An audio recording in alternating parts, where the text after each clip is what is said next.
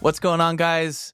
I'm your host, Jared Ward. I'm the founder and CEO of Luminous, and I'm here with our most recent guest for Ops Unfiltered. His name is Jesse Kaufman. How's it going, man? Hey, how's it going? Awesome. Good. This is actually take 2 of the podcast. We tried to film this last time. It was just too good. Too good. We had to tone it back a little bit. Too energetic. Talking about shipping and 3PLs. My favorite topic. Exactly. Well, to kick things off, Jesse, we do business with you at Luminous. We got a couple shared customers. Who is ShippingTree and how did you build ShippingTree? Why are we talking here? Yeah, so we're a e-commerce focused but omnichannel 3PL. I started the business 8 years ago, and we primarily cater to the mid to like light enterprise size Shopify merchants. That's kind of the space we play in. Why omnichannel? Why is that such a differentiator for you? I think it's important for a 3PL to be able to plug and play into a merchant's ops stack and tech stack and everything. And you need to be able to support merchants wherever they want to sell. You have to be able to support that. A lot of our merchants these days are launching in Target or Sephora or Ulta. A lot of the big box retailers are kind of seeing like the hype and excitement around D2C brands or what were traditionally D2C brands and how they approach their products, and they want them in the stores. So we need to be able to support that. Doesn't every 3PL claim to be omnichannel? It's like every 3PL that started out as a D2C fulfillment center in their garage and grew into a warehouse, they all say like, oh yeah, you're expanding to Target. Like, we got you. Yeah, we used to say that as well, but and then we slowly realized or quickly realized that it's a whole different game. You need a lot of specialized tech and ops people on the floor to do it at like any meaningful scale. What is the specialized ops and tech that you have now that makes you uniquely suited as an omni-channel 3PL? We've invested a ton into EDI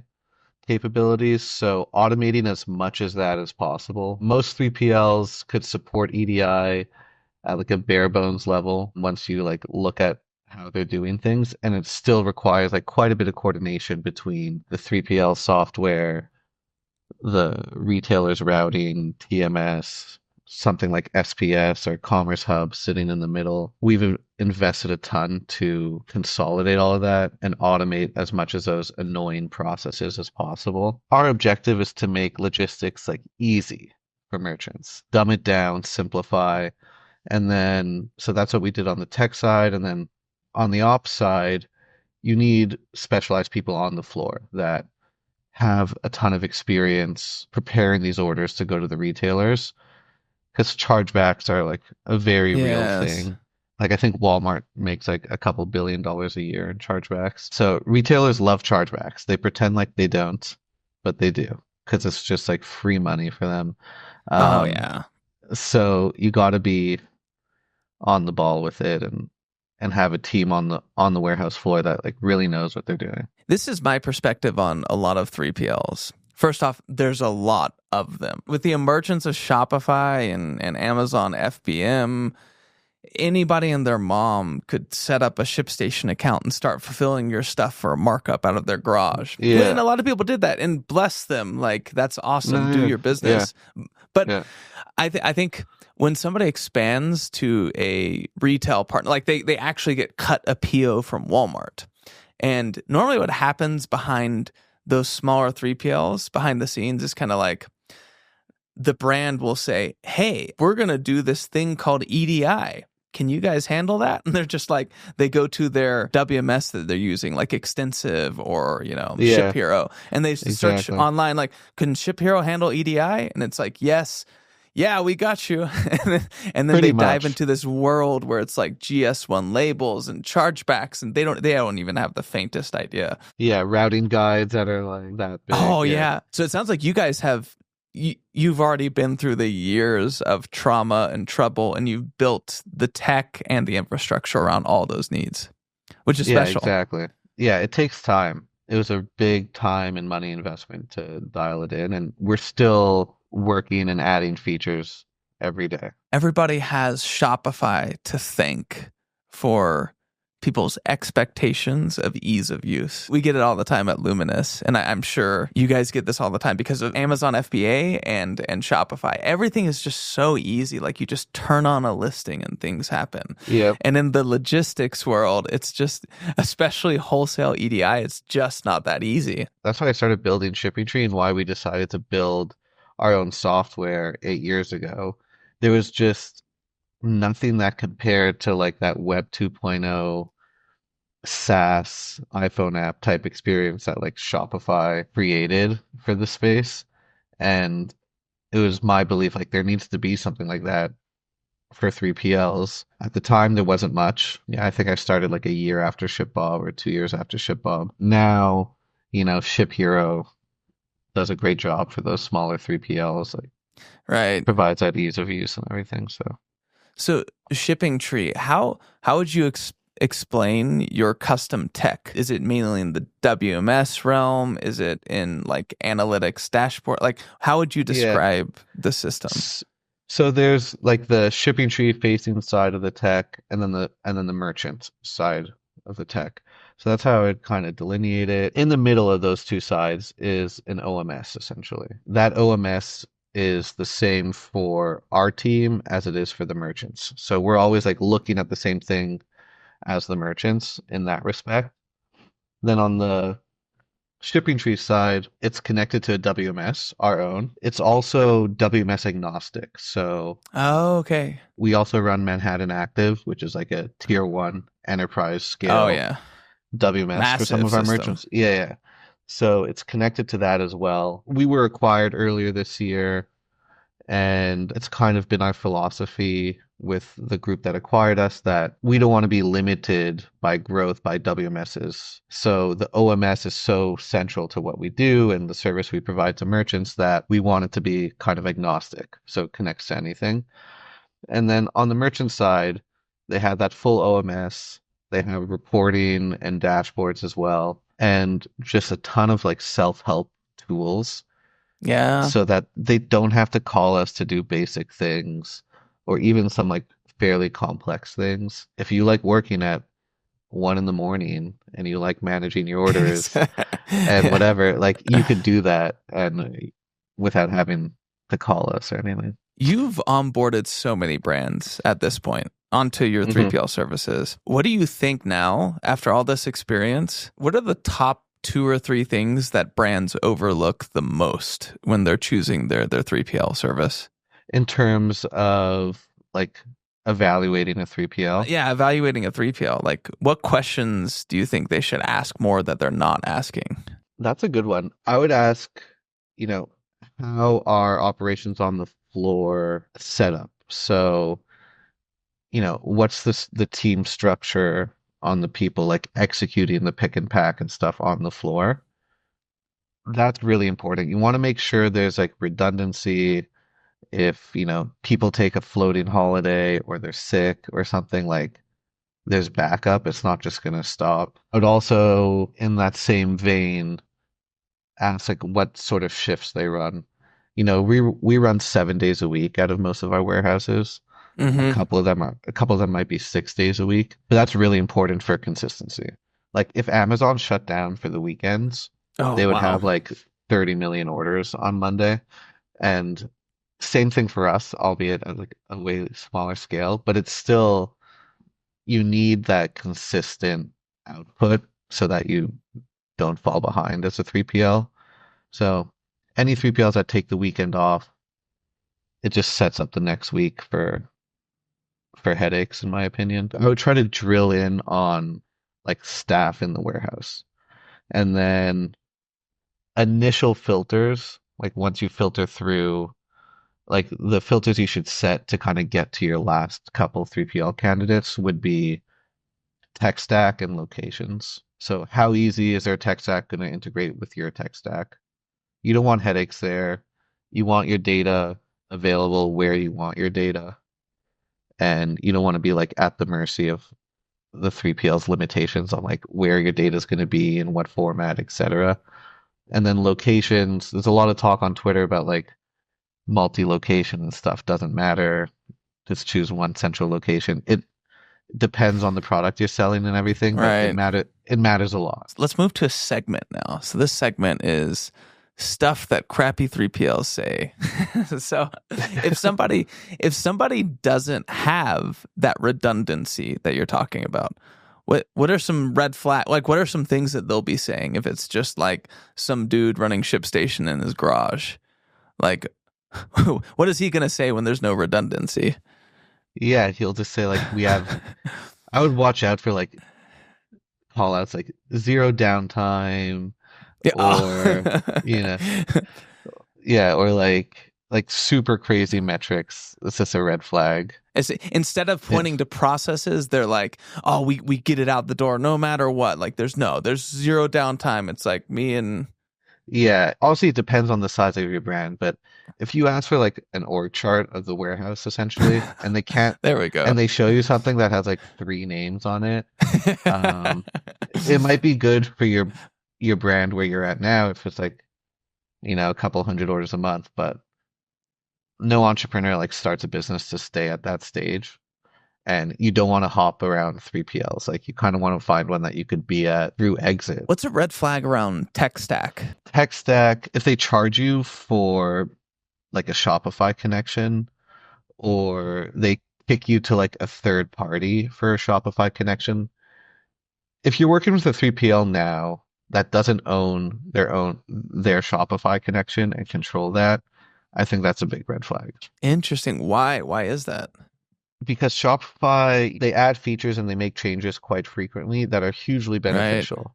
And we've noticed we use an iPaaS service for some of our other like more obscure integrations Right. where like As you should. a very small percentage of our merchants use them, but they have Shopify. So we're always looking, like whenever Shopify makes an update, we'll kind of look at if they followed the update because we're just curious. And they're always like, depending on what's in the update, one or two cycles behind. Whereas like we're able to support things like Shopify Flow almost like the day it's announced. We're building that. It sounds like you have infrastructure for integrations upkeep or basic Correct. upkeep Yeah. with these important things. Yeah, we have an engineering team and we have people assigned pretty much to maintain Shopify as like that's their main priority to maintain and improve that Shopify integration. Would you say that this statement is true or false? If a 3PL is currently strictly on a legacy system, say they're running like NetSuite's WMS or Dynamics 365 or Manhattan, and that's their core piece of tech, which is they're known for being really notoriously difficult to integrate into, especially like talk about like a Shopify integration. Man, jamming Shopify into Manhattan or any of those newer channels that frequently get updated, it feels like those legacy systems are always lagging behind. What's your take on that? I tend to agree with that. Going into a different topic, everybody thinks that delivery should happen like next day or within 2 days. How do you guys stay competitive there? You've talked about having multiple warehouses. Yeah, that's the only way to do it. Again, there's a lot of talk on Twitter, like other 3PLs saying they don't personally care if an order gets there in 3 or 4 days. I think that's like there's a bit of bias talking there because they might not have the ability. They don't have a bunch of locations and they kind of haven't seen it for themselves, the benefits there. But speaking from like my own personal experience as a consumer, I like it when stuff gets to me quickly.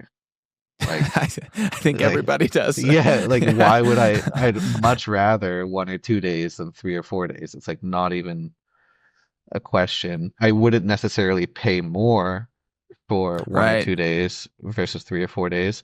But that's where having like the right 3PL comes in. We work with a brand called Hio. Shout out Evan, shout out Yeah, Jack. Great beverage company. Everyone says beverage doesn't work, D2C. We've kind it of proved does. that wrong with them. It could if done properly. Hio e-commerce orders deliver on average under 3 days. And like the median is much closer to two. And they do it quite cheaply as well. And that's because they have inventory spread out.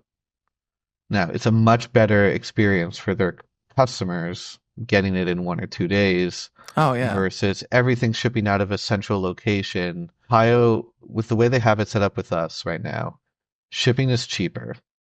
So they're paying much less for shipping than they would if they were just shipping out of one location, even if it's the most central location in the US. And shipping is faster. So I don't understand people that say multi-location is overrated. Certainly doesn't fit every brand. Like if you're a big apparel company, Right. it's extremely hard to do properly. But for consumables and like CPG products, it's kind of like a magic bullet, honestly. From my experience, I feel like the biggest problem with multi-location that 3PLs run into is it's very challenging to and I'm going to hit on why I think your OMS tech is that big differentiator. It's because most 3PLs they don't have the technology to take in all types of order data and then conditionally split it to different locations. It's actually like it's a challenging thing to do. Is that something that ShippingTree does really well? Yeah, we do it. I wouldn't say like we're not as good at it as Amazon at it. We just don't have the Right. density to do it like that. All the data our merchants need to make their own decisions, we put that in their hands. And if the goal is to get down to the last unit as a replenishment is coming into the warehouse, that's extremely hard to do. Like you almost have to get lucky, I would say. Yeah. But if the goal is to run down like to the last 5 or 10% of your inventory and the replenishment comes in, that's a much easier threshold to meet. And it just depends on the brand and like their tech stack that they have. So something like Luminous helps a lot with that. The data we provide helps a lot with that as well. Very cool. Well, isn't there something also to be said, multi-location with more cost-effective shipping? Like the Yeah, brands will exactly. they won't have to pay so much shipping to zone 7 or Yeah, it's faster and cheaper. Like back to that Pio example, when they were at one warehouse, average shipping zone was zone 6. And they were kind of lucky with that because like they were shipping out of SoCal and most of their customers were in SoCal. exactly, yeah. So then they went to 2 locations. We opened up in Ohio with them. I think their average went down to zone 5. So not a huge difference, but people started, on average, started getting a lot more people, like their East Coast customers started getting their orders in that 3-day range. Then we opened up a third location with them in Dallas, and that's when things really, their Ah, average their average zone is now zone 4, very, very which cool. if you look at rate cards from the carriers, zone 4 is like it's cheap. Doing multi-location properly, it's faster and cheaper. The Right. only drag is splitting the inventory. And once you go through the exercises a few times and you kind of set, as a brand, you set up that infrastructure with transportation and your co-packers, and you kind of dial in the data that you're getting from the 3PL over your ERPs or whatever you're using, you could set it on autopilot essentially. So, those first few replenishments might be a little hectic, but once you've got those reps, it's not such a big deal anymore. Sustainability is such a big thing nowadays when it comes to packaging that your 3PLs use. What are you guys doing in that arena? We don't use any plastics or try to minimize the use of plastics. Any plastics we do use or we're like asked to use, we make sure they're like those new biodegradable. Got it. I'm not even sure if they're like technically plastics, but they're biodegradable or recycled. Again, we minimize that as much as possible. So like our default void fill is craft paper, not those air pillows or bubble wrap or anything like that. We have some beverage brands that sell glass bottles. We use those like pulp trays, so it's like a recyclable paper like material. And then again with multi-location, if you think about it, packages are going shorter distances, so there's less emissions per package. So multi-location actually does help a little bit. and we include carbon offsets automatically with our postage partner EasyPost. We use them as a aggregator for all the carriers we work with. Mm-hmm. We've made a deal with them that every package we ship, we buy carbon offsets for. Wow, that's very cool. Yeah. What what brand do you think does the sustainable packaging the best? Do you have like can you shout out one of your brands that you think has awesome sustainable packaging? Hio does a really good job. Another one of our brands, Parallel, does a really good job. Yeah, okay. Um, there's a couple I'm not sure if I'm allowed to Right. mention that come to mind that do a good job. Another one that's not a customer that does a really good job is Seed. Oh Um, yeah. Yeah. yeah, I'm friends with someone high up there, and I'm always like blown away with their packaging initiatives and stuff. It's pretty cool. Like I don't know if they still do it, but they were importing like packaging materials from Italy and stuff. Like Wow. going like way above and It's beyond. extra mile. Yeah, Yeah. yeah, yeah. Yeah. What about expansion globally? That's kind of also become a hot topic recently. The omni-channel conversation has been happening for the past decade. It segues really well into the expansion to global markets. So people wanting to do FBA in different countries.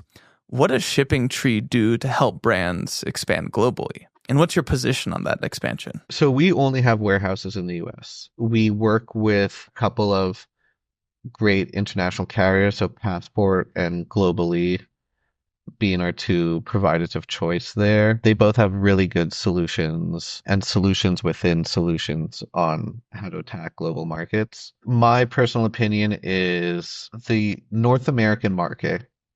I'm going to throw Canada in there, even though it's tiny, but it's easy to ship to. The North American market is so big, and the threshold for like market saturation in the US is so high that brands should really focus on that, in my opinion, until they're at a certain scale.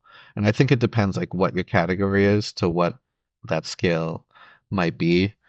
If you're an apparel brand and your product, for lack of a better word, kind of translates to consumers easier internationally than some obscure supplement that might be like in vogue in the US, then Right. your threshold for going international might be lower, but still fairly high. Brands are running into growth challenges and they think the fix might be let's start go selling internationally, whereas there's a lot more meat on the bone in the US. Yeah, so it sounds like it's really a question of the saturation in your current market that you're selling in and the total market share in the global markets that are less saturated. Like what does that actually mean in dollars? Like if you could take over because if the market share is so small or it's like super saturated in Canada or in Europe, then might not be a good idea. Sounds like you got to crunch some numbers.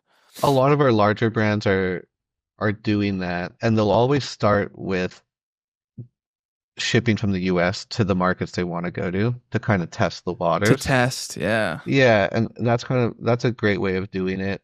If you really want to get serious about international expansion, you have to have localized inventory, in my opinion. Got it. So, Okay. yeah. Well, switching gears a little bit, this is more of a selfish question. So, Luminous, this is how I would put it. We help brands that use 3PLs, like Hmm. ShippingTree, prioritize their own data, particularly more like on the, I would say more the top of the chain data. So, how important is it, do you think, for brands to have their own system of record and not just see their 3PL's technology as like, oh, this is my system of record? It is to a certain extent, but do you think Very it's important for important. brands to prioritize their own data? Yeah, totally. I do think it's really important. We always tell merchants once they get to a certain size, like, you should probably look into an ERP of some sort. Using ShippingTree as like the source of truth up to, 20, 30, 40 million in revenue, you might be able to get away with it. But, you know, once you're scaling, you're going to want, there's a lot more data points that you're going to want interacting with your shipping data points that aren't going to come into ShippingTree. And so you're going to be like splicing that in Excel or something. It just doesn't seem very sophisticated. So we always tell merchants at a certain point, and I think we've introduced a few to Luminous that like, hey, you might benefit from this, you know. It's funny how we both have come to the same conclusion. I say the exact same thing. So I brands that use 3PLs and that are omnichannel, I break them down into two segments. It's really simple. It's either they purchase and route raw materials to different spots before they go to the 3PL, or they don't. And so the brands that we've noticed that the brands that don't have to do like purchasing of raw materials and stuff and all that complex, like external manufacturing through co-manufacturers, yeah, the threshold is typically like at 30 or 40 million is about where you need your own system. For the brands who are purchasing a lot of raw materials and they're having to do a lot of coordinating before it even gets to the 3PL, it's like more like 20 million-ish, 15 to 25. Yeah, I That's could kind of what we see see. that. Yeah, that makes sense. Switching gears to more of like a personal question. How long have you been CEO for of ShippingTree? 8 years. So technically, I'm not no longer CEO. We were acquired earlier this year. Still like super involved in the business. Not much has changed. But yeah, I was CEO for 8 years. Okay. Well, and those were 8 consequential years when it comes to like e-commerce and brands expanding to wholesale, and like there's so many trends that you've seen. What's your biggest learning experience as a CEO in a really fast moving world? Pay more for really good talent. So if you're hiring for a role and someone comes in that you think is exceptional and he or she is like 10, 20, 30% above what you were willing to spend, like I promise you that delta is going to be you would gladly pay that down the line if you go with versus going with a cheaper candidate. So pay up for good talent. That's kind of like my main advice for people building businesses. Do you have a positive or a negative experience where you underpaid somebody and it was a disaster, or well, an experience where you overpaid and it's like, oh wow, this guy just owns his stuff? Both. Yeah, I've had experiences where I didn't hire someone because they wanted more money than I was willing to pay, than I thought was appropriate. I'll never know if that person would have been a superstar, to be frank. But I do know that the person I hired instead is was not a superstar and is no longer, they're probably no longer at the company. But if it's a consequential role, especially like early on in your business, don't pinch pennies on hiring talent. Okay. Well, here's my last question. Say Jesse is starting a brand today. With all of the trends happening right now, how would you think about your expansion strategy as a brand? Let's say you launched, you've gotten some product market fit on Shopify. You're like a beverage brand or something, and you've just broken 5 million. You've proven that like, okay, this thing works. Yeah. What channels are you going to and why?